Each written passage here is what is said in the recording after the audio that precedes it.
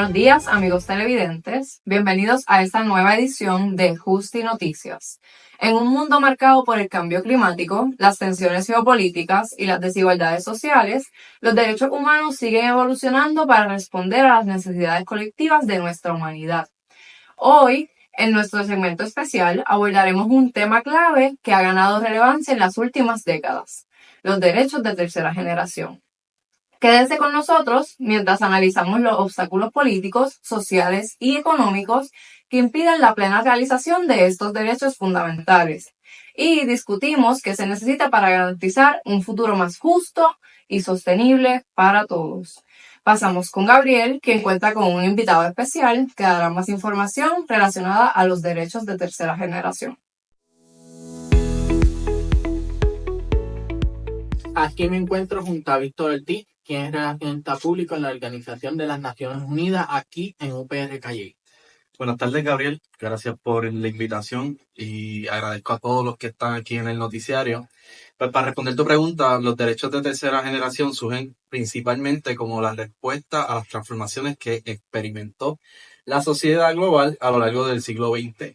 Mientras que los derechos de primera generación, como el derecho a la vida o a la libertad, se enfocan en la protección individual, y los derechos de segunda generación, como el derecho al trabajo o a la educación, protegen aspectos económicos y sociales sobre los derechos de tercera generación, ya que nacen para abordar estos desafíos colectivos que enfrentan. Y Víctor, cuéntame, ¿cuáles son algunos de estos nuevos desafíos que enfrentan?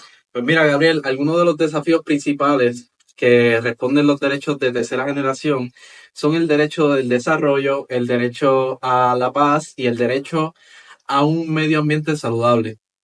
Esta problemática no puede ser resuelta de manera individual, sino que requiere un enfoque colectivo. Por ejemplo, al derecho a un ambiente limpio y equilibrado es importante y crucial porque afecta a todas las personas independientemente de su país o estatus social.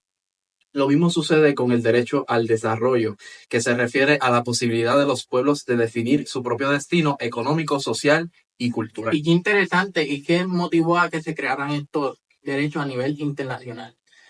Pues, Gabriel, la creación de estos derechos surge principalmente de las crisis globales que se vivieron durante el siglo XX, el reconocimiento de la independencia o interdependencia, perdón, de los pueblos y la necesidad de una paz duradera y creciente preocupación por el medio ambiente, pues hicieron evidente que era necesario pensar en los derechos humanos de una manera más amplia. En el 1972, por ejemplo, en la Conferencia de Naciones Unidas sobre el Medio Humano en Estocolmo, marcó un punto de inflexión al reconocer que la protección del medio ambiente es esencial para el bienestar de las generaciones presentes y futuras. Pues así nacen, entre otros, los derechos colectivos que forman parte de esta tercera generación. Y Víctor, ¿cómo podemos garantizar que se respeten esos derechos? Sencillo, Gabriel. La clave está en la cooperación internacional. Los derechos de tercera generación requieren una acción conjunta entre gobiernos, organizaciones internacionales y la sociedad civil. No basta con que un solo país se respete, sino que el cambio debe ser global. Entonces, pues por ello es crucial que los países firmen tratados internacionales y que a la ciudadanía esté consciente de su importancia. Muchas gracias por estar aquí con nosotros, Víctor. Muchas gracias a ti. Y pasamos ahora al estudio con Joel.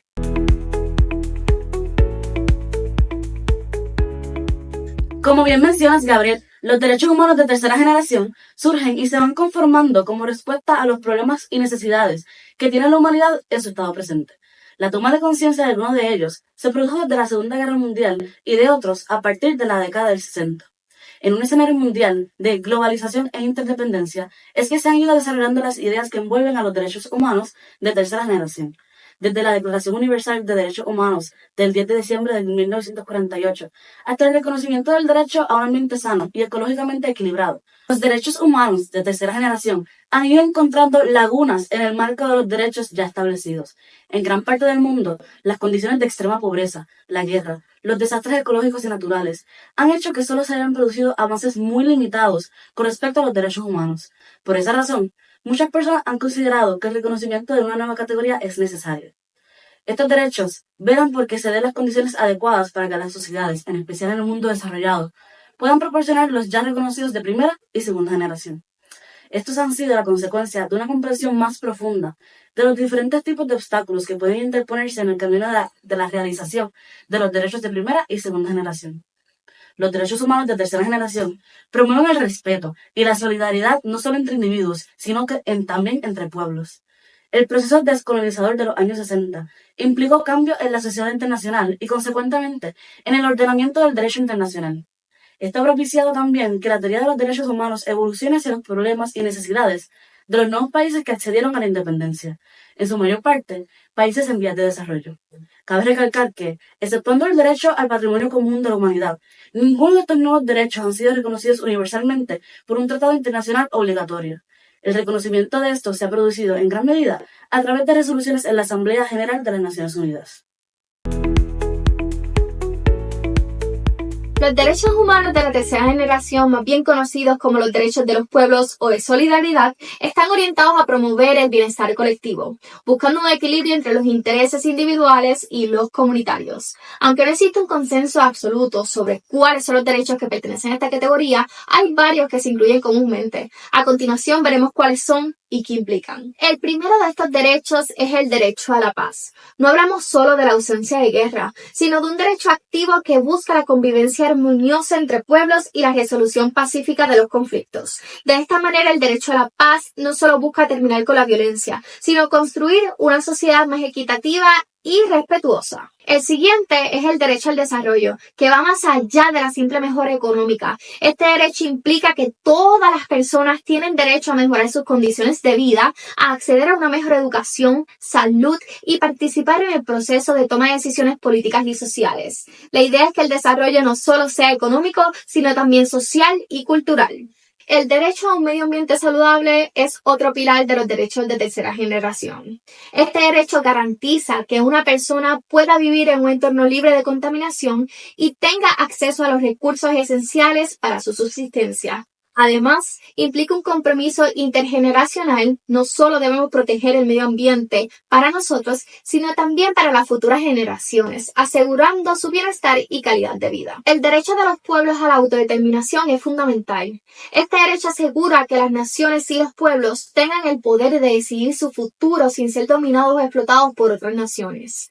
Esto incluye la libertad de elegir su propio gobierno, sistema económico y estructura social, sin la intervención de fuerzas externas. La autodeterminación es clave para la justicia global y para garantizar que todas las naciones puedan crecer y desarrollarse según sus propios valores y necesidades. Por último, el derecho a la solidaridad internacional subraya la importancia de la cooperación entre países. En un mundo globalizado, ningún país está aislado de los problemas comunes como el hambre, la pandemia, los desastres naturales o el cambio climático.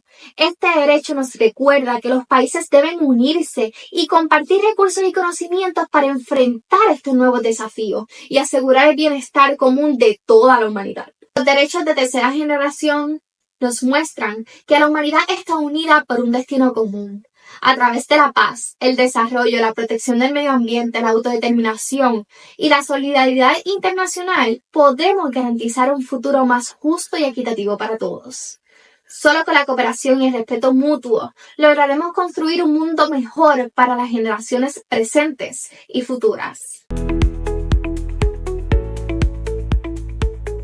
Es conveniente tener presente que, para que sean respetados los derechos fundamentales de todo ser humano, no basta con que estos se hallen consagrados dentro de un sistema normativo, nacional o internacional, sino que es necesario, además, que estos derechos tengan en los hechos la efectiva protección de las instituciones del Estado. Si la materialización de los derechos humanos de primera y segunda generación enfrenta muchas veces problemas para su realización, la dificultad es mayor todavía en el caso de los derechos de solidaridad, pues requieren no únicamente de la actividad estatal, sino de una decidida acción de la comunidad internacional para su vigencia sociológica. Algunas situaciones que afectan el compromiso con los derechos pueden ser falta de voluntad política y compromiso gubernamental, intereses económicos y corporativos, desigualdad estructural y falta de recursos, inestabilidad política, conflicto armado, falta de mecanismos de supervisión y sanción internacional, y desconocimiento y falta de concientización. En el caso particular de Puerto Rico, el hecho de ser una colonia afecta la forma en la que practicamos la aplicación de los derechos de tercera generación, en especial el derecho a la autodeterminación de los pueblos.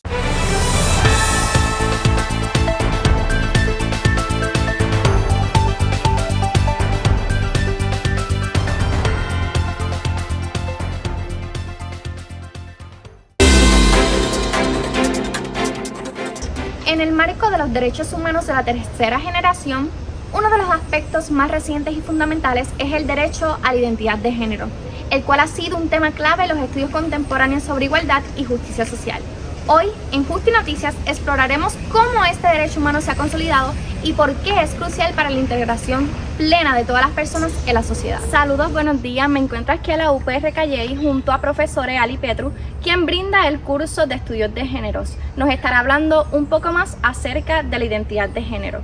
¿Cuál es la diferencia entre género e identidad de género? Buenos días. Primero, gracias por este espacio.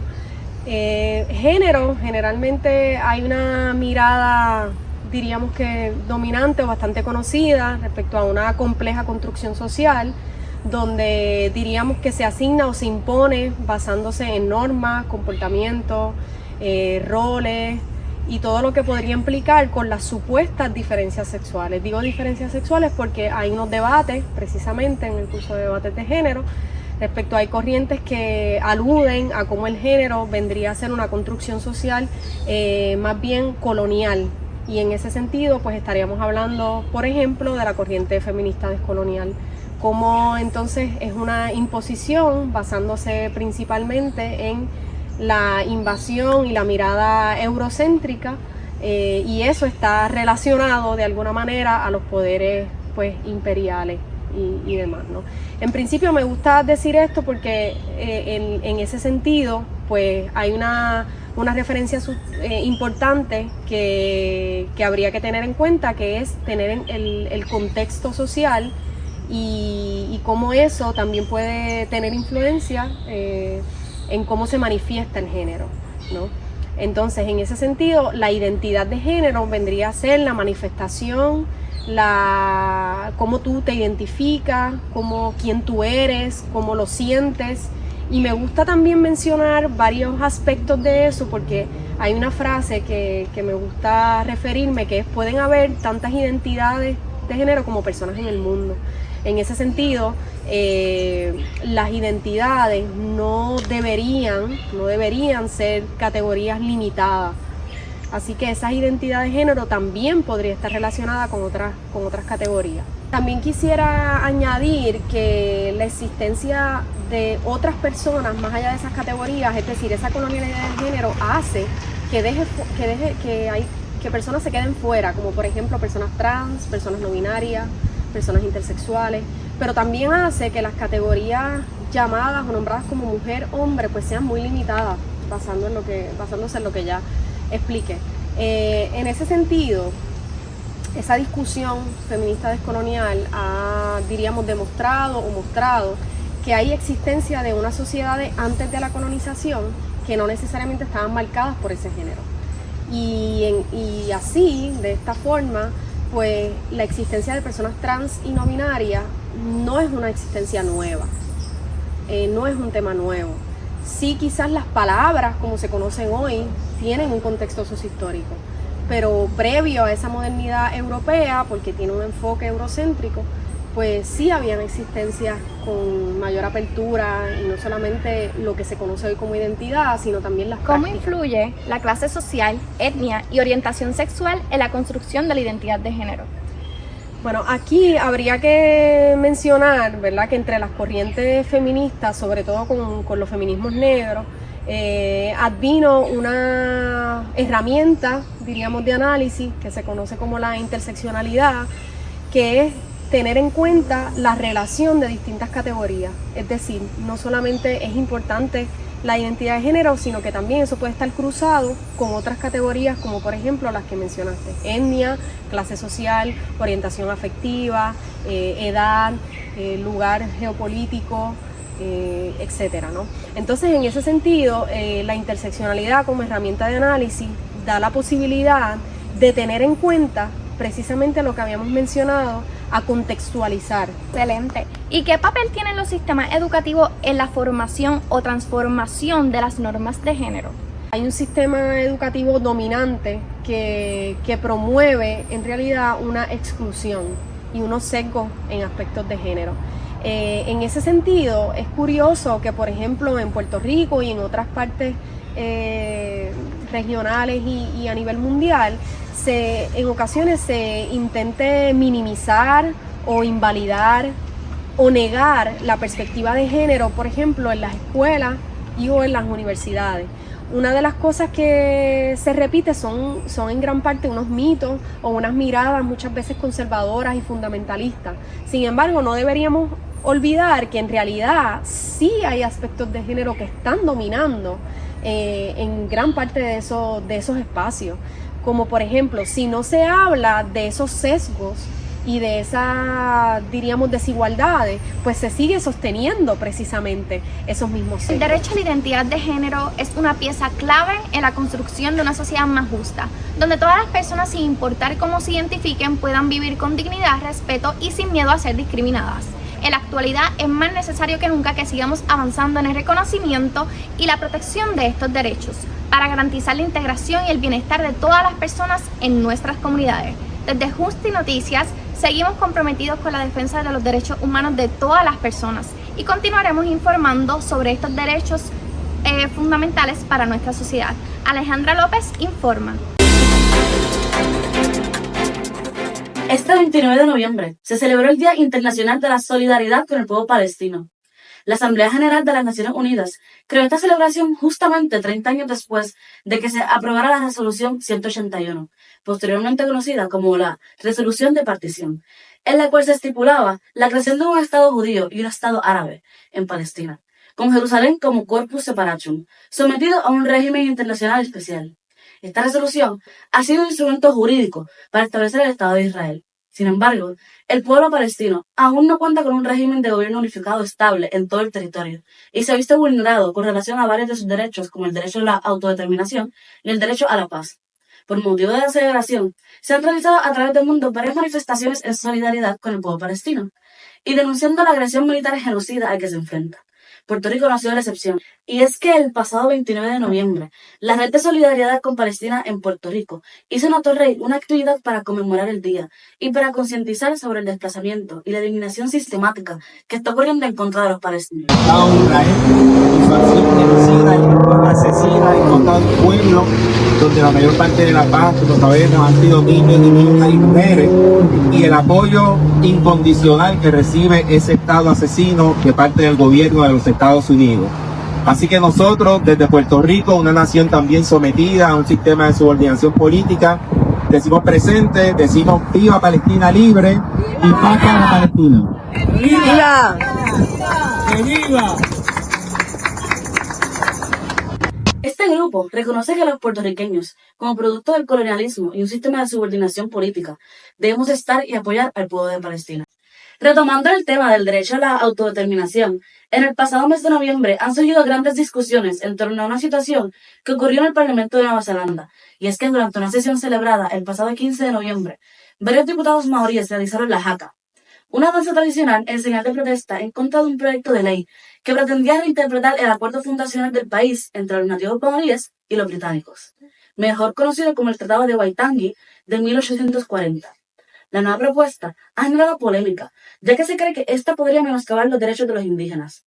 La legisladora Hannah Rawiti mostró su rechazo a este proyecto en el momento en el que le pidieron su voto, y ella respondió rompiendo una copia del documento a la mitad y luego empezando el cántico al que luego otros miembros del Parlamento y audiencia se unirían.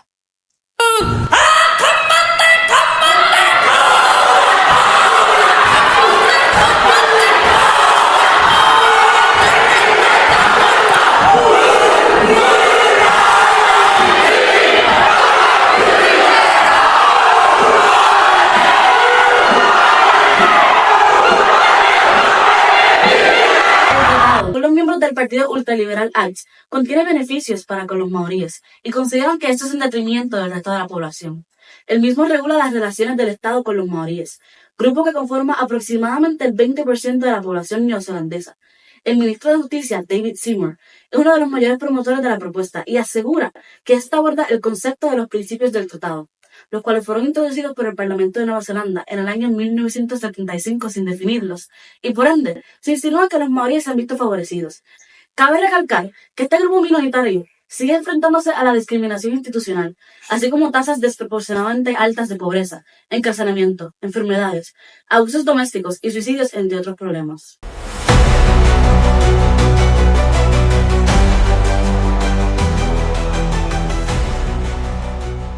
En esta edición especial no les estaré hablando sobre los pronósticos del clima, sino de un tema mucho más relevante, la crisis climática. Una crisis que está afectando a millones de personas en todo el mundo y que en muchos casos está sofocando derechos fundamentales. Aumentos en las temperaturas, huracanes más fuertes, sequías extremas, inundaciones devastadoras. Estas son algunas de las consecuencias de esta crisis.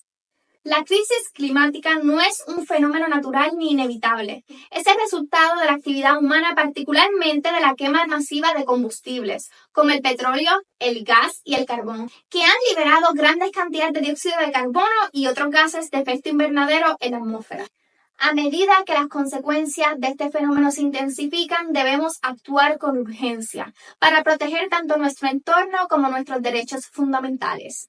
La crisis climática es un llamado a la acción global para garantizar un futuro más justo y equitativo para las generaciones presentes y futuras.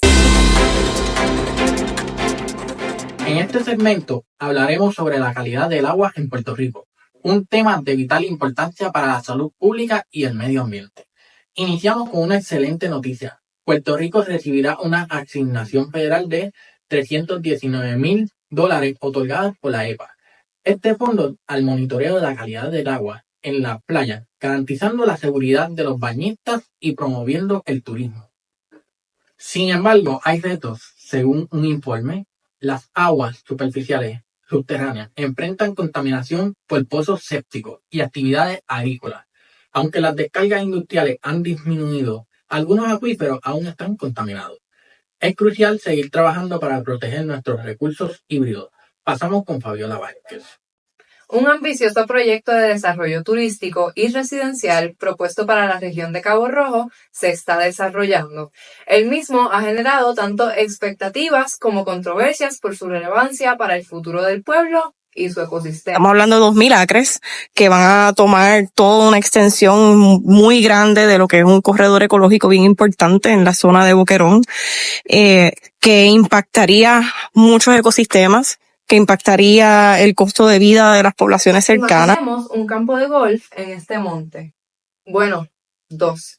Más de 1,000 habitaciones de hotel, residencias de lujo, una escuela, un centro de trauma y un centro ecuestre. Todo esto podría ser parte de Ciencia, un megaproyecto de $2,000 millones promovido por 2 inversionistas británicos para la zona de Cabo Rojo. Este desarrollo, que se llevaría a cabo en 6 fases, tiene como objetivo transformar una extensa área en un complejo turístico y residencial de gran escala, con fecha tentativa de finalización en el 2030. Sin embargo, detrás de estas propuestas hay serias preocupaciones sobre su impacto ecológico y la conservación de la biodiversidad local. Documentos municipales y estatales destacan que el terreno en cuestión está catalogado como un área prioritaria para la conservación, debido a su alto valor ecológico. Además, se encuentran en el lugar más de 3 importantes yacimientos arqueológicos, lo que aumenta la sensibilidad de la zona. Entre las especies que habitan esta área se encuentran animales como el guabairo, las mariquitas, los manatíes y los corales, que podrían verse seriamente afectados por el desarrollo de este proyecto. A pesar de que los desarrolladores aseguran que urbanizarían solo el 25% del terreno y dejarían el 75% restante como área verde, el plano conceptual del proyecto no parece reflejar esa proporción, lo que genera dudas sobre el verdadero compromiso con la conservación.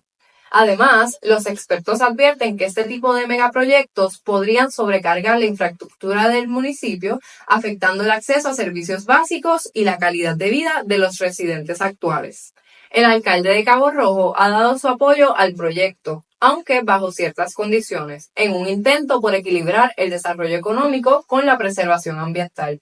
No obstante, surge una interrogante: ¿hasta qué punto los inversionistas británicos cumplirán con las exigencias para proteger el entorno natural y garantizar un desarrollo sostenible? El futuro de Esencia sigue siendo incierto. La comunidad de Cabo Rojo y varios grupos ambientalistas se mantienen alerta, esperando que se respeten los compromisos con el medio ambiente, mientras las autoridades locales y estatales evalúan las implicaciones de este enorme proyecto.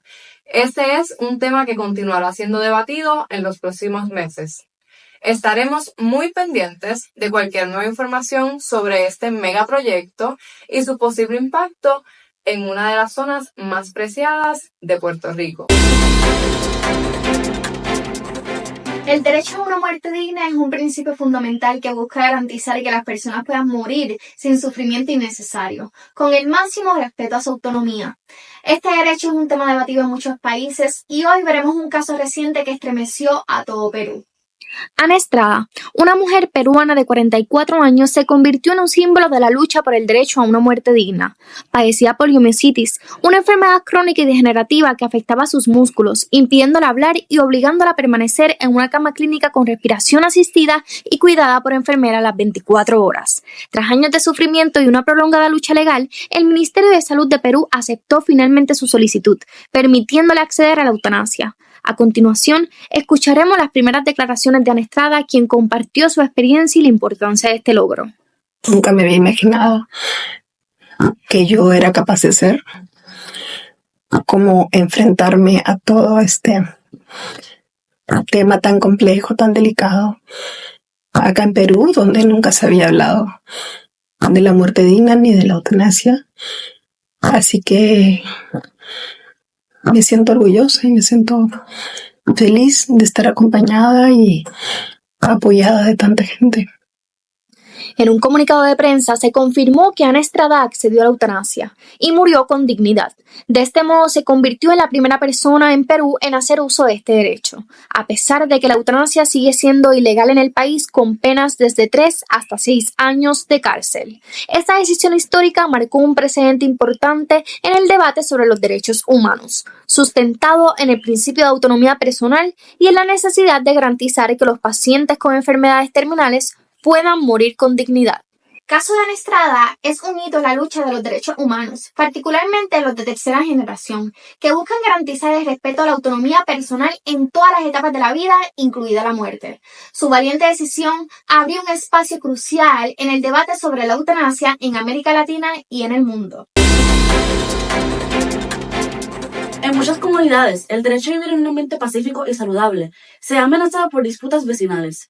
Esta es la situación que atraviesan en Calley. A continuación veremos un caso en donde los vecinos se encuentran en disputa. Pasamos con Fabiola, quien se encuentra en el lugar de los hechos. Saludos, me encuentro en la barriada El Polvorín en Calley, donde los ruidos excesivos generados por jóvenes universitarios que se hospedan por la zona están alterando la vida diaria de los vecinos, especialmente de los más vulnerables. En este barrio, la convivencia entre vecinos está pasando por momentos difíciles, debido a la falta de respeto por el descanso de los demás. Hoy nos encontramos con Marta, una de las más afectadas. Sí, viene por aquí. Señora Marta, Ay, sí. ¿cómo está usted? ¿Todo bien? Ay, mija, ya yo no puedo más nada. Cuéntenos, por favor, ¿cómo le están afectando los ruidos de parte de los jóvenes universitarios? Mira, si es que yo no duermo. Yo apenas puedo caminar y ese un ruido ahí hasta las 4 de la mañana. Mis nietos vienen para acá y ellos tampoco pueden descansar. pasar, mi hija. Yo le pido a Diosito que de verdad resuelva esto, porque es que estos jóvenes de hoy en día, ya yo no puedo más nada, de verdad. Pero venga, para que se tome una tacita de café. Mira, esta es mi tacita. Entonces ellos, ruido todos los días, y yo les dije, como que trabajen la música, yo sé que ustedes pero es que ya yo no puedo más, esto está afectando mi salud, y nada que nada. Me encuentro aquí junto al joven universitario Yandel, quien tiene 21 años y accedió a darnos unas declaraciones. ¿Cómo ves la situación? Pues yo aquí entiendo que todo el mundo viene a hacer tiro, así que yo estoy disfrutando esto. Pero, ¿no crees que el ruido podría ser un problema para tus vecinos? Ellos ponen sensaciones de mí, así que... La situación, lejos de resolverse, parece intensificarse. Los jóvenes, al sentirse incomprendidos, se muestran alterados y defensivos, mientras que los vecinos siguen sintiendo que sus derechos están siendo vulnerados. Fabiola Vázquez reportando, Justi Noticias. Volvemos al estudio.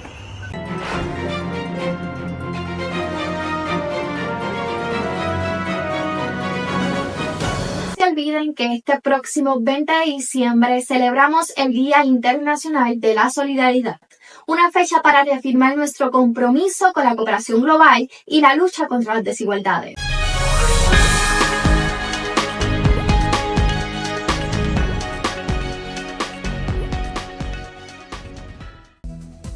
Queridos televidentes, hasta aquí la edición de hoy de Justi Noticias. Les agradecemos por su sintonía. Nos vemos en la próxima.